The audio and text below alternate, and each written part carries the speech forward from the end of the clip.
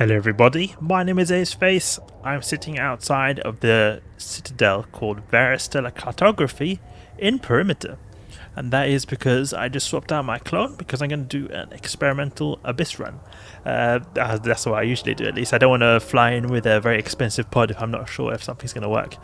Here is the Skybreaker, the Eden Common frigate, and I'm going to use this in the Abyss, or at least test it out in the T1, doing the T1 solo. I hope it goes well. I think it'll go well, but this is the same fit I used for Garista's Hunt, and it's like a really powerful buffer fit, a very powerful buffer fit, and we have some okay DPS, 99 DPS, but it can obviously be better. But you have to also remember that we've got multi-target style shooting with the Skybreaker, so just because it says 99 DPS here means we can do a lot more if there's multiple targets. But stuff like, for example, the Rogue John battleship, that will not be nice.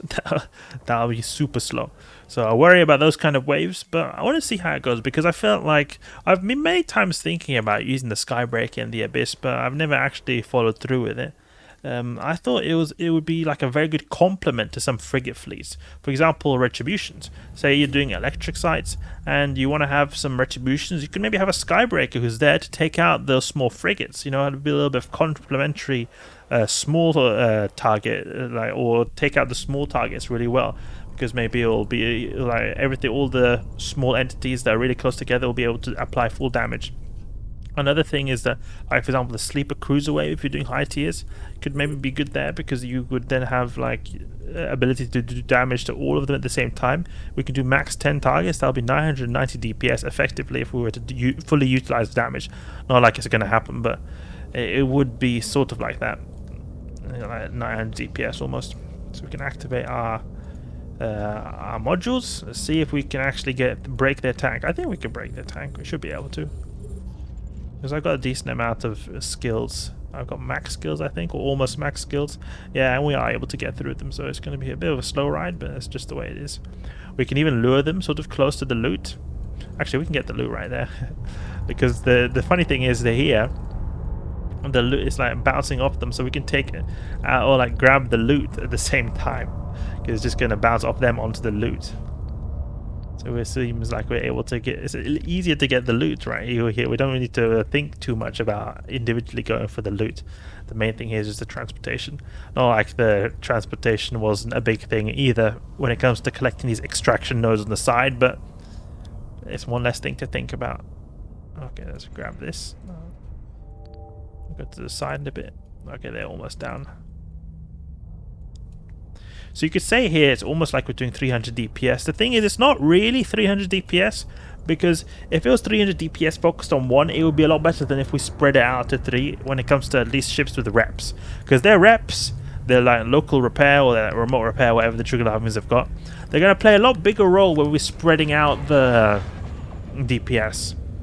Because it's just going to make so that their reps are going to play a bigger role as if it's individually all of their... You can think of it like this, like when we're hitting one target, only one rep is really playing a role.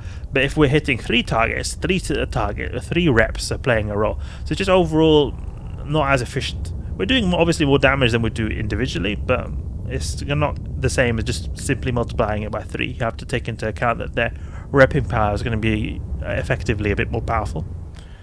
But this passive tank is really cool. You just sit here with your passive tank and blast away. And now these guys are an example of where the reps won't play a big role because they don't have any reps. They're Fialtis as far as I know. I've never noticed them repairing anything.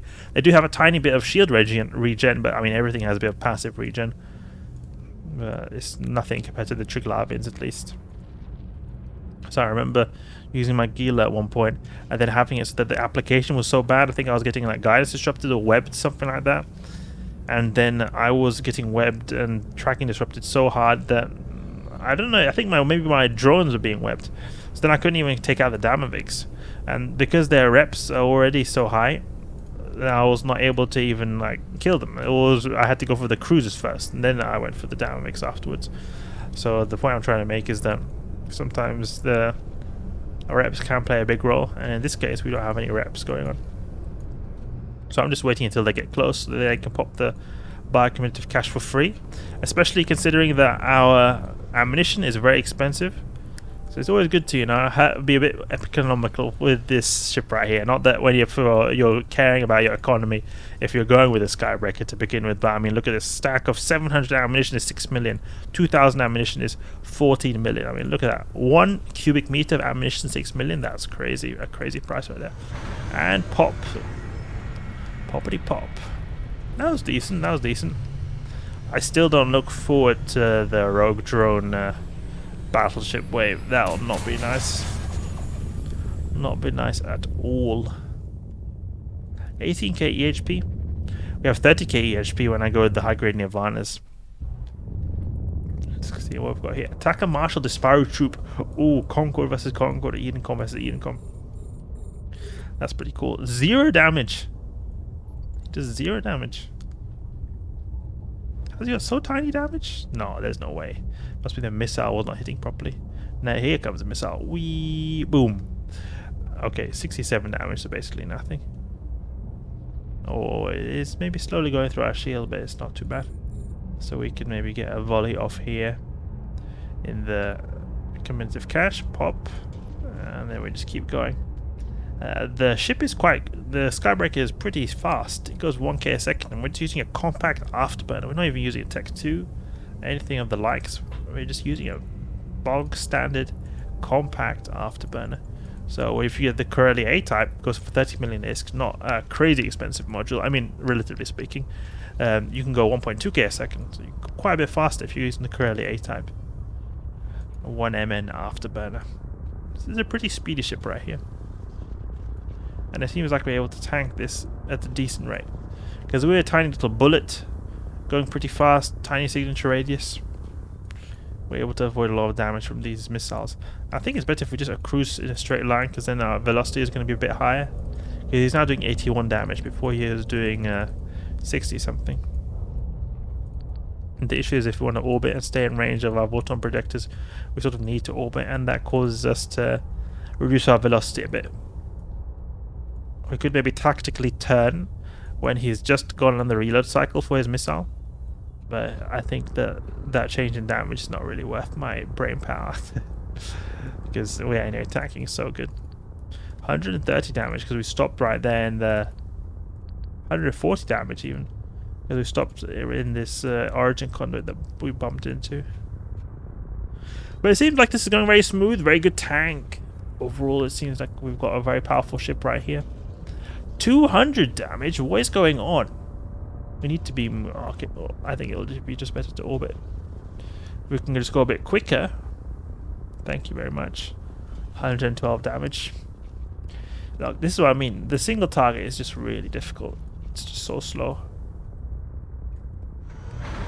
You know, the Purifier stealth bomber.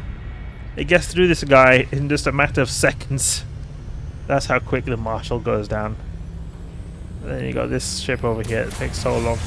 Let's activate the electrical filaments. Do some more. Some further testing with the... Oh, there's a grid right here. I think it's something to do with that. We've just loaded the grid, so it makes grid lines over things. It's sort of like as if the camera that we've got in our ship is scanning the area. Let's go. Come on, deploy, please. Deploy, deploy, deploy. I thought the film was gone. There we go. Okay. Activate. Okay, more Damavics. So it should be same thing. Super easy. And we'll just be economical, attacking them so that they can take out the biocommemorative cache. What's the range of this thing? Is 16 kilometers. Okay. Where's the other Damavic? Why is he not taking damage now? He is. But this ship is focusing a lot on capacitor right here. Or not a lot of capacitor, but on shield capacity. Because we got like a big shield buffer. Shield extender. Dark blood power diagnostic system, which increases our shield capacity. Field extenders right here. Dual multispect. Overall, very powerful ship. But the Skybreaker seems like it's a decent T1 ship. It's hard to not be a T1 ship capable, or a T1 capable ship if you've got the good skills. It's usually hard to get a ship to be able to do T1s if you've got low skills. That's what's difficult. But to get most ships doing T1s, you can usually in some way or another do if you've got some decent skills. T2s, however, I think this thing will get splattered. I think it will be able to tank T2s. That I have no doubt in if we go with the active tank. But I worry that we'll have problems with the DPS in time. That's my biggest worry. Stuff like that Marshal room. Okay, we have 2 Marshals then.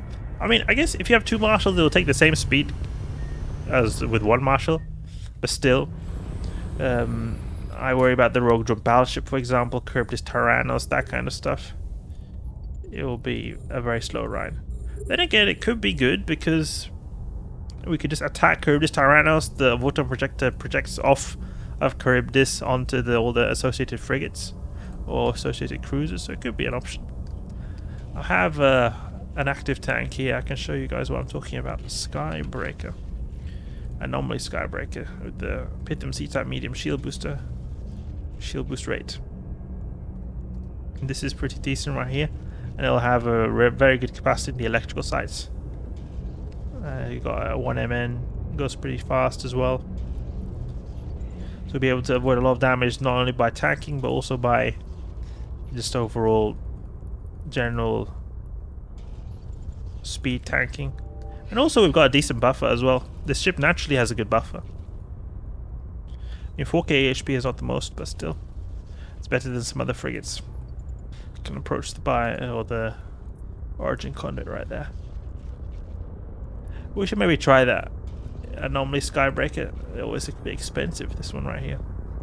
It's got more DPS. And this would be quite fun actually. We could try this in T2 someday.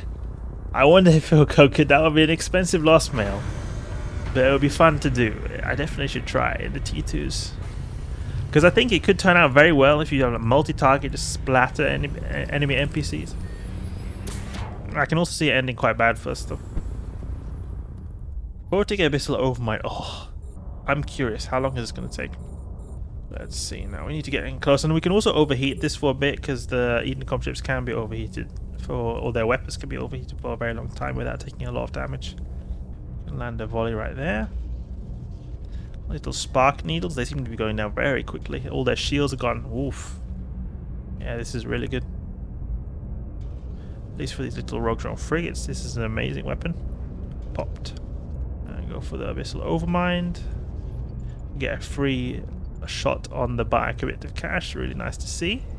What is not nice to see is the time here on this guy, this big boy. Let's say we started at 16 when there was 16 minutes left. Let's see how long it takes. Okay, just chill here. It's gonna take a long time, a very long time. We can even overheat this a little bit. Okay, so it's gone 2 minutes now. We're barely through this guy's shields. And the armor is the main HP pool of this guy, so it's going to be a really rough ride. This guy has also got a really low EM resist in his shield. You see here, shield, no EM resist.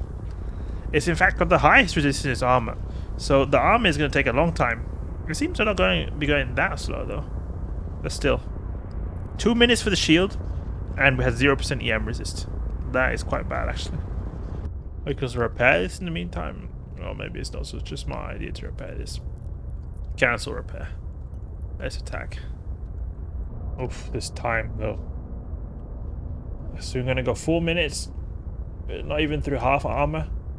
Maybe chill on the overheat. We're gonna get a lot of heat damage. Okay, let's see how much time it's got now. We're in armor. 10 minutes. So, oof. Almost 6 minutes have gone. And we're just through armor. 5.5. That is not good. We're pretty much gonna die to time if we were to get 3 of these in a row. And the amount of ammunition we're using is crazy. It's gonna be a lot of ISK worth of ammunition, like 1 million ISK I think almost on this wave. Half structure. We have gone now almost to 7 minutes. Yeah, this is really good that we encountered this wave actually, because it really shows that okay, this is maybe not gonna make this ship so viable. Because okay, say you're a person who really loves the Skybreaker, and you want to do the T1 sites, or at least some kind of Abyss sites. Because myself, I love the Purifier. I love doing the T1 sites because I think it looks like such a cool looking ship, the Purifier. Even though a T1 is not so profitable, it's still better than nothing. It's like a little activity you can do on the side with this ship. The thing is, with the Skybreaker, I don't see it being so good because eventually you're going to lose it, and it would not be nice to lose a ship that's like worth 200 million ISK. I guess if we were to fit this with more DPS to a third tuning system, and if you overheat this a lot, then you might be able to have a better time. How much DPS do we have? So 111 preheated, 131 with heat. And then I guess there are some boosters as well. I think there are some boosters that can help a bit. Not completely sure. That was a good final boss right there to our little Abyss journey with the Skybreaker. Seems like it's pretty decent, but just when it comes to those single target waves, it's a classical thing with Edencom ships. It's always not a good time. But that's just the way it is. I guess this ship has its certain uses, but I wish there was a way to make so that single target could be more powerful. Like maybe you could have some implant that makes so that you do less targets or more damage, or some mode that gives you more damage but less targets. Just something that would make single targets be better. Edencom ships in general, they'd be really great Abyss ships if they were able to tackle the issue of not being able to do a lot of damage to single targets. But that's enough for now. I'm going to dock up in G to restock my ship. Hope you guys enjoyed the video. If you did, please leave a like and subscribe. I'll catch you guys later.